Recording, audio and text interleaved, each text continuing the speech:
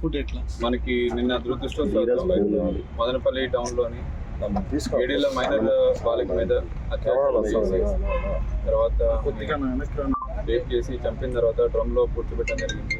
దాని అంతా కూడాను మదనపల్లి టౌన్లో ఉన్న ప్రతి ఒక్క ప్రజలు కూడాను వచ్చి రోడ్డు మీద మరియు ఇంటి దగ్గర చాలా వరకు ప్రొటెస్ట్ అవన్నీ చేసి పెద్ద సెన్సేషన్ న్యూస్ అది కూడా చేయడం జరిగింది. చాలా దురదృష్టవశాత్తు జరిగిన ఇన్సిడెంట్ ఇది.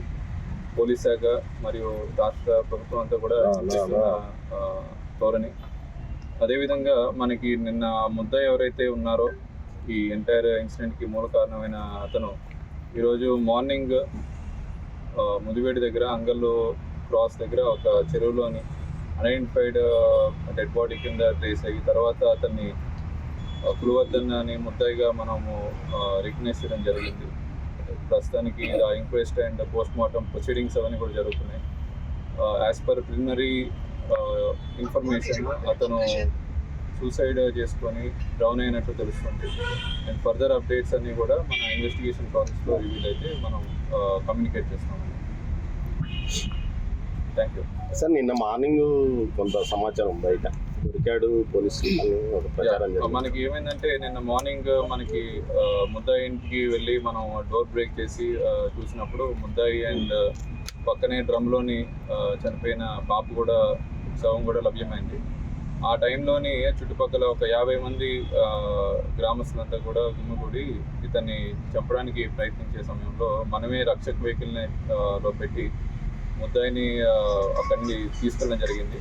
మళ్ళీ అక్కడ లా అండ్ ఆర్డర్ సిచ్యువేషన్ చాలా హెవీగా డెవలప్ అవడం వల్ల హైవే కూడా బ్లాక్ అవడం వల్ల మనకి ఆ రక్షక్ వెహికల్ స్టాఫ్ని కూడా తిరగడం జరిగింది. అక్కడ ఒక డ్రైవర్ మాత్రమే ఉండడం జరిగింది ముద్దాయితో పాటు. ఆ సమయంలో అతను తప్పించుకొని పారిపోవడం జరిగింది మార్నింగ్ టైం.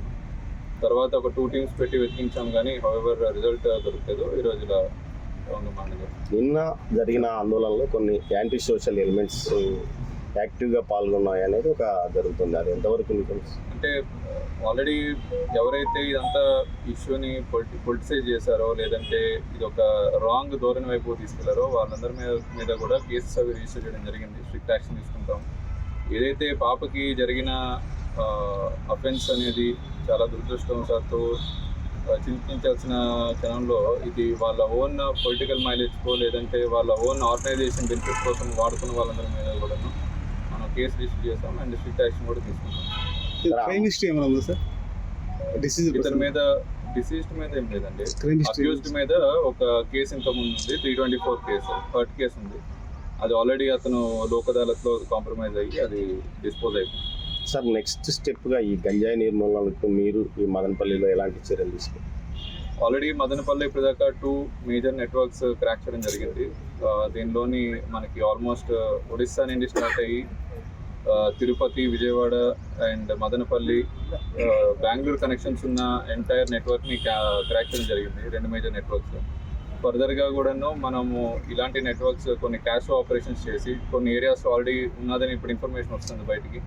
సో ఆ ఏరియాస్ అన్ని కూడా క్యాష్ ఆపరేషన్ చేసి అక్కడ ముద్దాయిలు కానీ ఎవరైనా కన్జ్యూమర్స్ ఉంటే వాళ్ళని పట్టుకొని డెఫినెట్గా నెట్వర్క్ అంతా క్రాక్ చేస్తాం. అండ్ ప్రజలందరికీ కూడా మా తరఫున విజ్ఞప్తి, ఎవరైనా సరే గంజాయి తాగుతున్నారు, ఎటువంటి ఇల్ ఎఫెక్ట్స్కి డ్రగ్స్కి వాటికి లోన్ అవుతున్నట్టు అయితే సమాచారం ఇస్తే ఖచ్చితంగా పోలీసు వచ్చి యాక్షన్ తీసుకుంటారండి.